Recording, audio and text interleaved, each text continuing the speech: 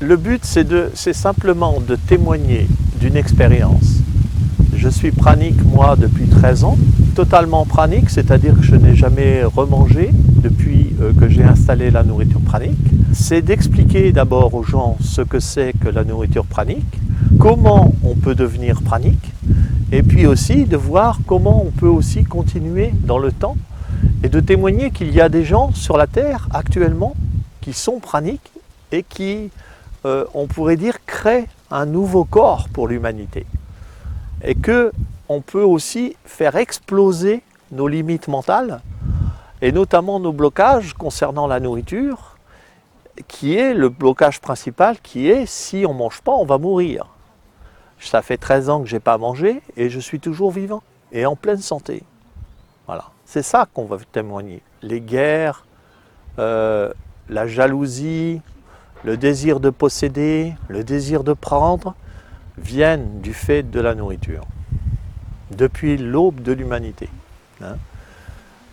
L'intérêt, c'est de proposer aux personnes, proposer à l'humanité des nouveaux paradigmes, des nouvelles manières de faire. Et grâce à la nourriture pranique, on peut ouvrir une porte. Je ne dis pas que tout le monde va être pranique tout de suite, mais on ouvre une possibilité à l'humanité de résoudre les grands problèmes qui vont se poser dans les années qui viennent. La surpopulation, la destruction de la planète, l'agriculture avec toutes les pollutions qu'elle suscite, les énergies des lobbies agroalimentaires qui rendent les gens malades, la mafia médicale qui permet aussi soi-disant de soigner les gens mais qui les maintient dans un état d'ignorance. Donc tout ça fait que maintenant on est à un choix, on a un choix. Qu'est-ce qu'on veut? Est-ce qu'on veut avoir un état de santé? Est-ce qu'on veut respecter le corps? Ou est-ce qu'on veut continuer à tomber malade, à s'user, à souffrir, à mourir? Voilà. N'importe quelle personne, qu'elle soit végétarienne, qu'elle soit végétalienne, qu'elle soit frugivore, peu importe son système, même si une personne mange de la viande, il peut devenir pranique. Il n'y a aucun problème. Toutes les personnes maintenant, grâce au champ unifié quantique, peuvent avoir cette possibilité en eux parce qu'il y a suffisamment de gens dans le monde qui sont praniques. Et donc à partir de là, au niveau de la planète, tout le monde, quel que soit son niveau de conscience et son niveau, peut devenir pranique.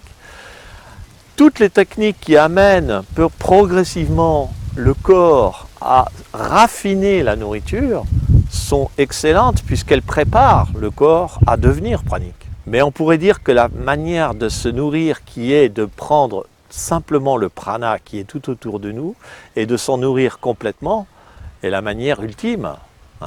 Mais toutes les techniques, quelles qu'elles soient, sont bonnes, bien entendu. Je refuse, moi, de rentrer dans ce système. Je veux des nouveaux paradigmes.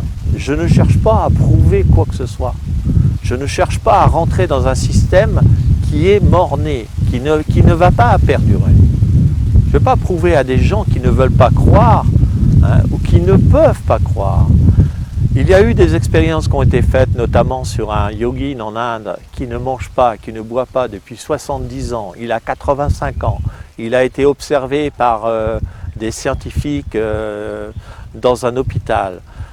Pendant 15 jours, ils ont établi qu'il est pranique et que ses organes, c'est les organes d'un homme de 25 ans. Donc, les preuves sont là scientifiques. Elles ont été faites, ces expériences. Mais qu'est-ce qu'a fait la science, la médecine? Occulter. Il faut porter témoignage. Mon rôle à moi, c'est d'être un témoin. Pas d'être un gourou, pas de créer une structure, pas de créer une association, etc. Non, je porte témoignage d'une expérience, de mon expérience, et je dis aux autres personnes, si vous voulez faire ce processus, si vous voulez devenir pranique, alors je peux vous accompagner. Mais c'est les gens qui décident. Ce livre vient sur l'expérience du prana pendant 6 ans.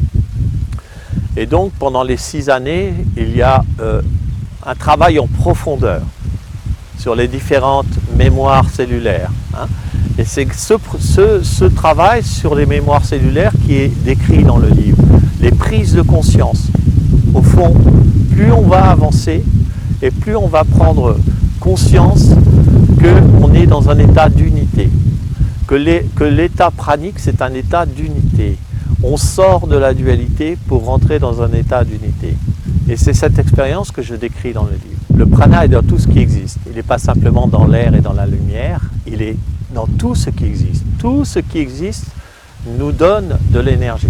Simplement, au départ, c'est les sens de perception qui vont se développer d'une façon extraordinaire et qui vont capter le prana. Et puis ensuite, c'est toute notre aura qui progressivement va nous amener le prana en permanence. Et là, au bout de 13 ans, je n'ai pas besoin de faire quoi que ce soit, ça se fait tout seul. Il n'y aura pas d'école. Parce que ça, c'est l'ancien système. Il n'y aura pas de mouvement, parce que ça, c'est l'ancien système. Il n'y aura pas de structure, parce que ça, c'est l'ancien système.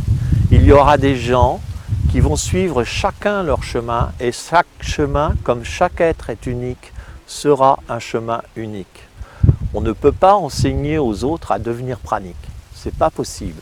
On peut juste l'accompagner comme un bâton sur lequel on s'appuie. Et puis le jour où la personne peut marcher tout seul, elle laisse le bâton et la personne devient pranique. Mais personne ne va nous dire ce que nous devons faire ou ce que nous devons être. Le café est pour moi une plante chamanique. Quand ma maman était enceinte, elle buvait 3 litres de café par jour. Et quand je suis né, elle a arrêté le café du jour au lendemain. Pourquoi? Parce que cette plante, le café, est pour moi un allié chamanique. Il me permet d'avoir une croissance de conscience, une ouverture de conscience particulière. Et donc je garde le café parce que j'honore cet allié. Et tous les matins, je prends du café, mais dans la journée, après, c'est fini. La France est fermée complètement à toutes les techniques alternatives en ce moment. C'est un état où malheureusement il y a des structures qui font que les personnes qui proposent des choses sur les médecines naturelles, sur les manières de faire, etc., sont complètement occultées. Ils n'ont accès à aucun média, ils n'ont accès à aucune forme d'expression. Donc moi j'ai fait tout un tas de conférences en France. On a un site internet et on a aussi également Facebook, hein, des groupes Facebook. Il y a un groupe en France dont Maori s'occupe, Nicolas s'occupe également du site portugais, du site italien, et c'est grâce à ça que ces réseaux se mettent en place sans qu'on ait besoin d'aller faire des multiples conférences à droite, puisque il y a des gens qui ne veulent pas que nous nous exprimions. La notion de Dieu, c'est, on pourrait dire, ce qui se ramène à la religion. Hein. On peut parler de religion, mais la religion, c'est encore une structure qui vit dans l'ancien monde. Les êtres qui vont venir, hein, ce que disait Sri Aurobindo, et ce que disait également Mère, hein, sa disciple, c'est un être qui ne sera plus dans des formes mentales, mais dans des formes qui vont être supramentales. Et le fonctionnement pranique commence à être un fonctionnement supramental. Je suis en contact avec les plans de lumière, les guides de lumière qui me conseillent, qui me guident, qui me disent ce que je dois faire, ce que je dois... Hein, mais je n'appelle pas ça Dieu. Hein. Dieu, c'est la religion. Hein. Dieu, c'est... et on voit tous les conflits qu'ont provoqués les religions, malheureusement. Parce qu'il ne faut pas confondre l'enseignement des gens qui sont des prophètes et ce qu'en ont fait les disciples après. Hein. Donc moi, ce qui m'intéresse, c'est d'incarner cette lumière.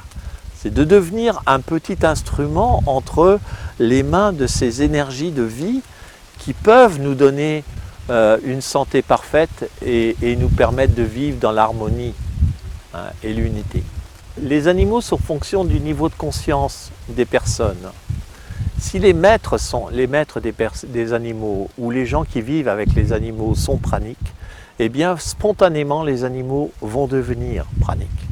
Mais on ne va pas les obliger à devenir praniques. Les animaux sont menés par leurs instincts. Hein. contrairement à l'homme qui peut maîtriser ses instincts. Si on maîtrise la nourriture, on maîtrise la sexualité, les deux instincts fondamentaux, l'animal, lui, ne peut pas faire ça. Donc, progressivement, grâce à l'élévation du niveau vibratoire de la personne avec qui il est en contact, l'animal progressivement montera son niveau vibratoire également et spontanément arrivera à devenir pranique. Il y a des gens praniques qui ont des animaux praniques. Mais si on dit ça, on va nous dire qu'on fait de la maltraitance et qu'on ne donne pas à manger aux animaux. Comme pour les enfants, si on dit j'ai un enfant pranique, il ne mange pas, eh bien à ce moment-là, on va dire mais vous êtes dans la maltraitance de vos enfants, on va vous enlever vos enfants, on va les nourrir de force, etc. Vous voyez ce que je veux dire? Il est nécessaire que la conscience collective soit suffisamment ouverte pour accepter déjà que la nourriture pranique est possible. Si je fais des conférences, c'est justement pour expliquer la différence qu'il y a entre le jeûne et la nourriture pranique. Le jeûne est fait pour nous nettoyer, simplement. On ne peut pas tenir un jeûne plus de 4 mois, sinon on meurt. Puisqu'on est dans une vision dualiste des choses. On prend les petites forces que l'on a, et quand on n'en a plus, on tombe par terre. La nourriture pranique, c'est se nourrir en abondance. Ça n'a rien à voir, c'est même à l'opposé complet. Donc les personnes, la meilleure chose à faire, c'est d'abord de regarder les vidéos qui sont sur YouTube, sur Internet. Maintenant, il y a énormément de vidéos. On peut trouver tous les éléments pour pouvoir se mettre en phase. Et puis, quand on veut commencer la nourriture pranique, de s'adresser à des gens qui sont déjà praniques, ou au moins qu'on fait le processus pour devenir pranique. Mais d'avoir un accompagnant pendant le processus. Et ça évite les problèmes et ça évite les erreurs. Mais je n'ai jamais entendu parler qu'il y ait des gens qui meurent à cause du prana. J'ai entendu parler qu'il y a des gens qui meurent à cause de la nourriture.